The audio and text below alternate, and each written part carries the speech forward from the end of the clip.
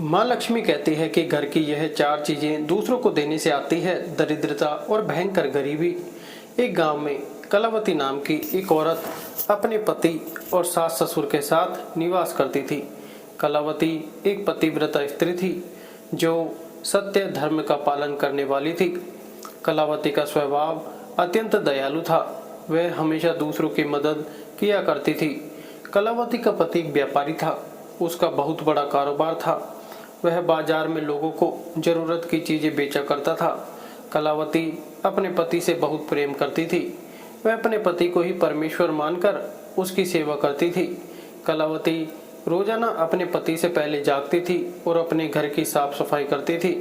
उसके बाद स्नान आदि कार्य संपन्न करके वह तुलसी को जल देती थी और देवी देवताओं का पूजन करती थी।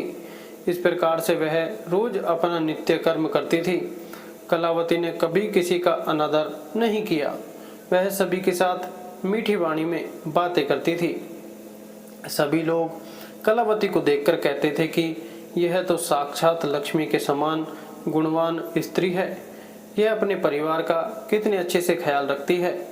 इसके अलावा कलावती दान धर्म करते समय कभी अपने हाथ पीछे नहीं खींचती थी। उसके द्वार पर जो भी याचक आता तो वह उसे दान दिए बिना नहीं भेजती थी।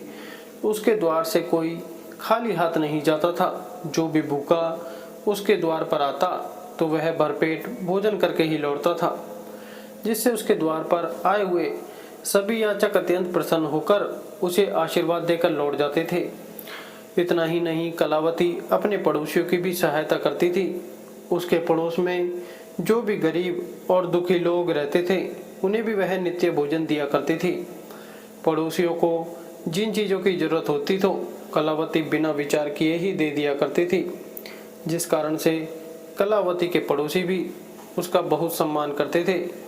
वह कहते थे, यह कलावती तो साक्षात देवी है। साक्षात माँ अन्नपूर्णा ने ही कलावती के रूप में जन्म लिया है। लोग जब भी कलावती की प्रशंसा करते तो वह सभी उसके विषय में अच्छी बातें ही कहते थे, लेकिन लोगों की बातें सुनकर भी कलावती ने कभी घमंड नहीं किया। वह उन सभी से आदर और सम्मान से ही बातें किया करती थी। फिर एक दिन की बात है, कलावती की एक पड़ोसन उसके घर आती है तो कलावती उसका स्वागत करती है और बड़े प्रेम से कहती है, हे बहन, हमारे घर में तुम्हारा स्वागत है। आज किस कारण से तुम्हारा मेरे घर में आगमन हुआ है? यदि कोई वस्तु चाहिए तो मुझसे मांग लो, मैं तुम्हारी अवश्य मदद करूंगी। कलावती की पड़ोसन कहती है, हे कलावती, आज मेरे घर पर बहुत से रिश्तेदार आए हैं। उनके लिए मैं भोजन बना रही हूँ, इसलिए मैं तुम्हारे पास रोटी बनाने के लिए चकला बेलन और तवा मांगने आई हूँ।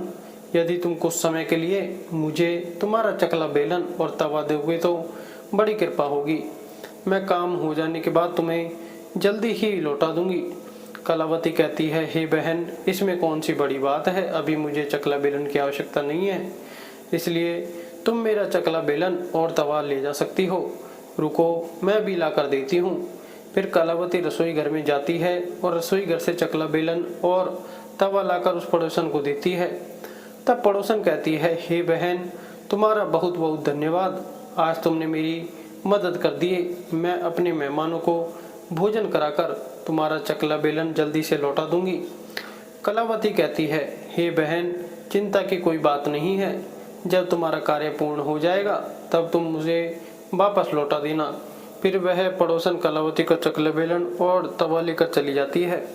कुछ समय बाद एक दूसरी औरत कलावती के घर पर आती है तो कलावती उसको भी प्रेम से स्वागत करती है और पूछती है, हे बहन, आज तुम्हें मुझसे क्या काम है? बताओ, तुम्हें मुझसे क्या चाहिए? मैं तुम्हारी मदद जरूर करूंगी।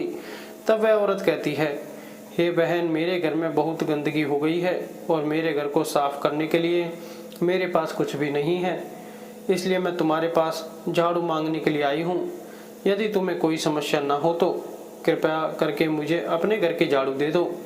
मैं अपने घर की साफ सफाई करके तुम्हें झाड़ू वापस लौटा दूंगी। तब कलावती बिना विचार किए ही कहती है, हे बहन, बस तुम्हें झाड़ू ही तो चाहिए, इसमें क्या समस्या हो सकती है? तुम रुको, अभी मैं तुम्हें अपने घर की झाड़ू ला कर देती हूँ। इतना कहकर कलावती घर के अंदर जाती है और झाड़ू लेकर आती है। और उस औरत को दे देती है। वह औरत कलावती के घर की झाड़ू लेकर चली जाती है। फिर कुछ देर बाद एक दूसरी औरत कलावती के घर पर आती है। कलावती उसका भी बड़े प्रेम से स्वागत करती है। कलावती कहती है, आओ बहन, क्या बात है, आज मेरे घर पर किस कारण से आना हुआ?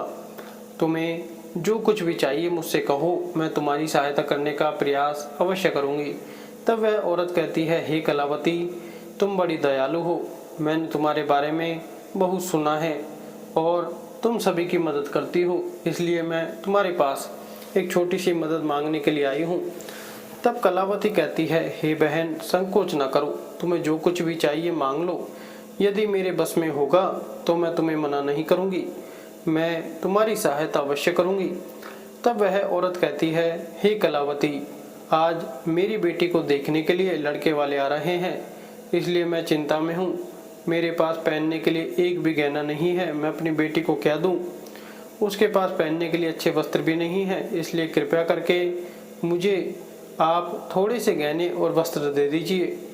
जब लड़के वाले देखकर चले जाएंगे तो मैं तुम्हारे गहने लौटा दूंगी। उस पड़ोसन की बात सुनकर कलावती कहती है, बस इतनी सी बात है, तुम चिंता मत करो।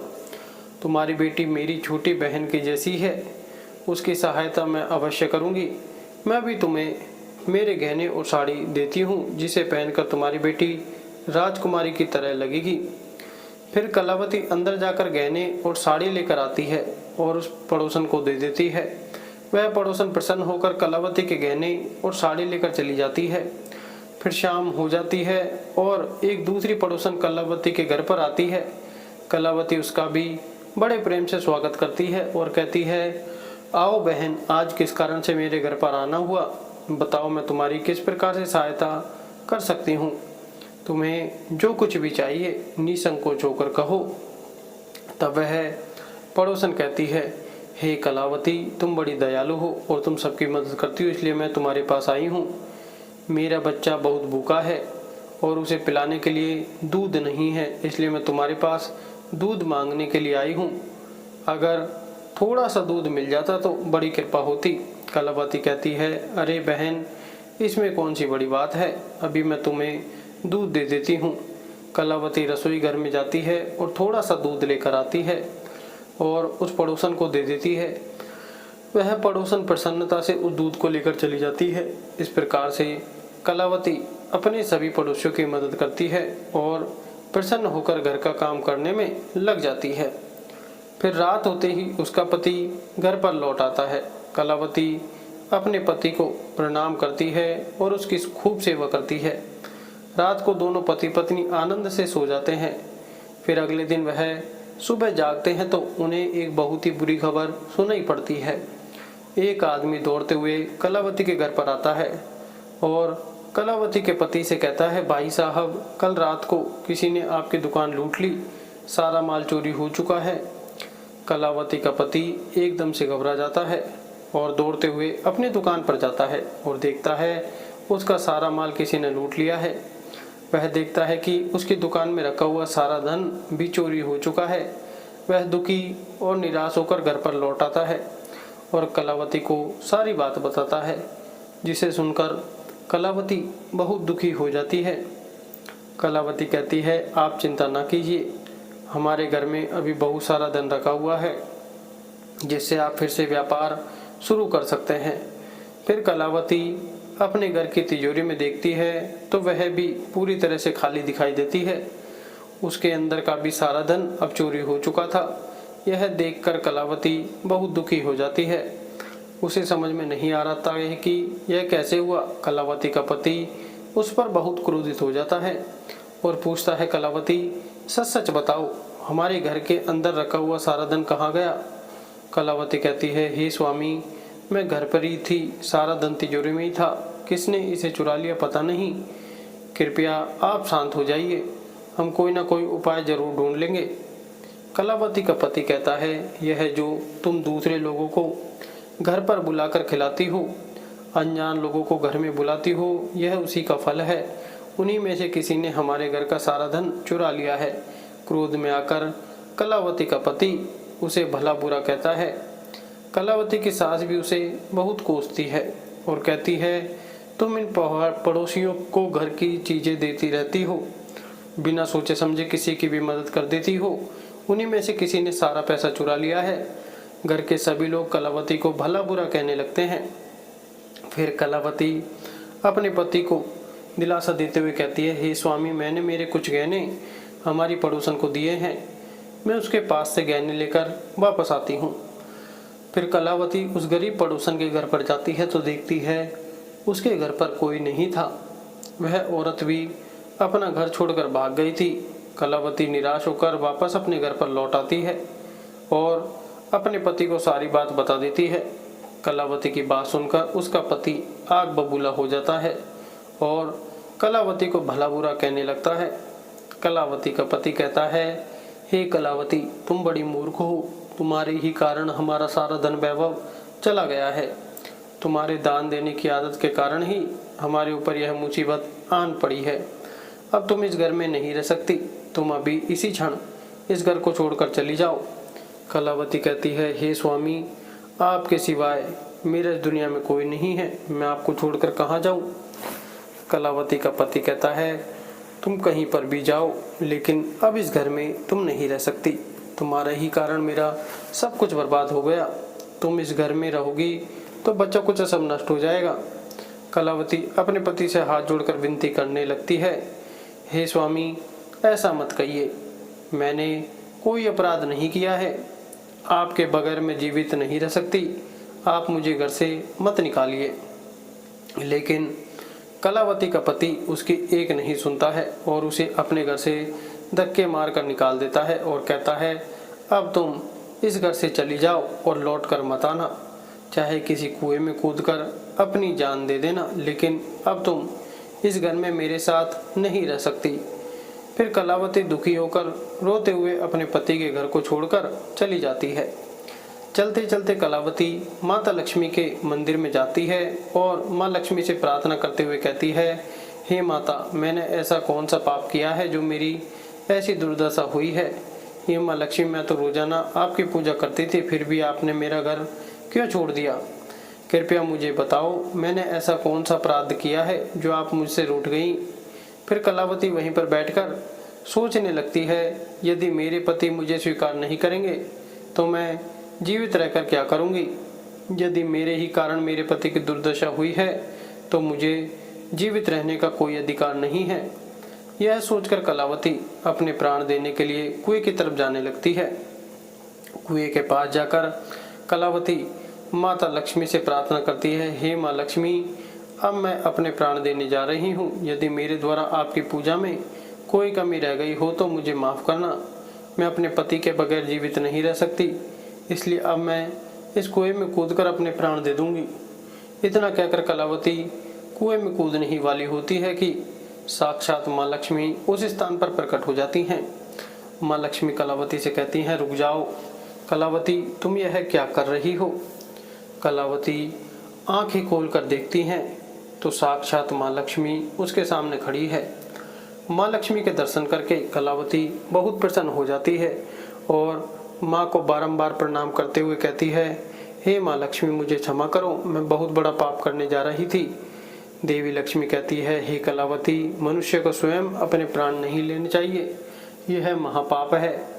ईश्वर ने जो शरीर प्रदान किया है उसे ऐसे ही नष्ट नहीं करना चाहिए। कलावती कहती है, हे माँ, मैं विवश हूँ, मेरे पति ने मेरा त्याग किया है और स्त्री को अपने पति को छोड़कर नहीं रहना चाहिए। मैं अपने पति को छोड़कर जीवित नहीं रह सकती, इसी कारण से अपने प्राण देने जा रही हूँ। देवी लक्ष्मी कहती है, हे कलावती, मैं सब कुछ जानती हूँ और यह भी जानती हूँ कि तुम्हारे पति ने तुम्हारा त्याग क्यों किया है। यह सब तुम्हारी ही भूल के कारण हुआ है। तुमने अनजाने में कुछ ऐसी चीज़ों का दान किया था जिस कारण से मुझे तुम्हारे घर छोड़कर जाना पड़ा। जो भी स्त्री अपने घर की इन चीज़ों को दूसरों को दे देती है, उनके घर में मेरा वास नहीं होता है। मैं उन वस्तुओं के साथ ही उनका घर छोड़कर चली जाती हूँ।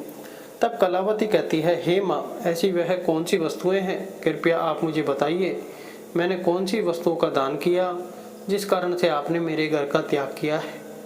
देवी लक्ष्मी कहती है, हे पुत्री, अब तुम ध्यान से सुनो।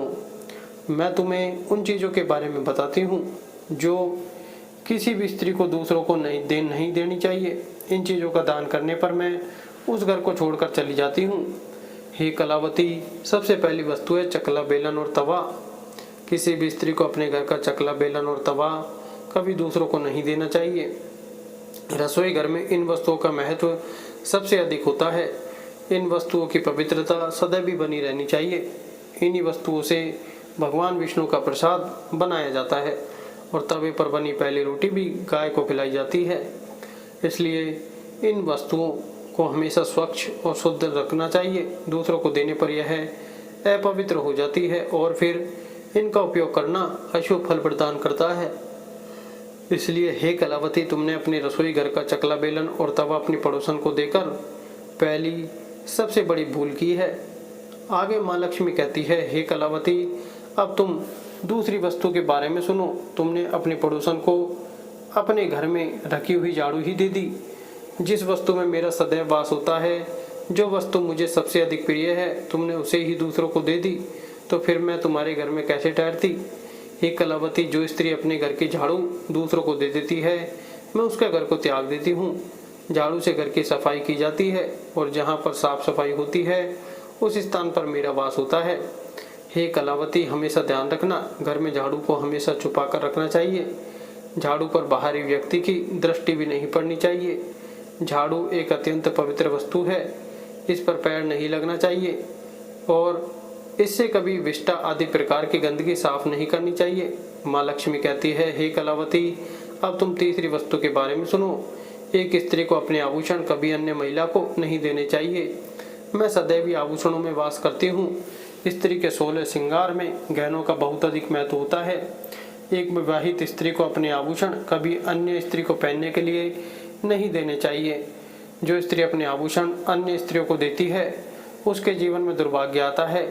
हे कलावती, अब मैं तुम्हें चौथी वस्तु के बारे में बताती हूँ। किसी भी मनुष्य को शाम हो जाने के बाद कभी सफ़ेद रंग की वस्तुओं का दान नहीं करना चाहिए, किंतु तुमने शाम के समय दूध का दान किया था। शाम को दूध का दान करने से जीवन में दुर्भाग्य आता है। शाम को सफ़ेद रंग की चीज़ें दान करने से मनुष्य के जीवन में अशुभ काल आता है। माँ लक्ष्मी कहती है, हे कलावती, अब मैंने तुम्हें उन सभी वस्तुओं के बारे में बता दिया जिनका कभी दान नहीं करना चाहिए।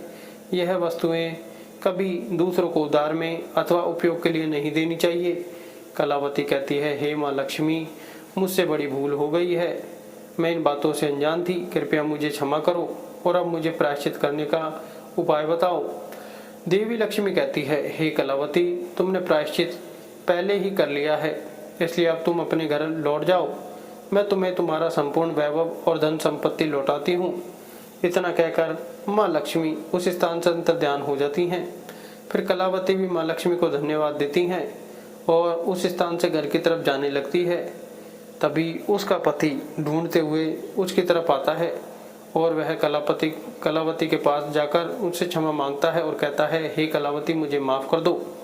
मैंने तुम्हें बहुत भला बुरा कहा था। तुम तो साक्षात देवी के समान हो। माँ लक्ष्मी की कृपा से हमें अपना सारा धन वैभव वापस मिल गया है। जिन लोगों ने हमारा धन चुराया था, उन सभी ने हमारा धन हमें वापस लौटा दिया।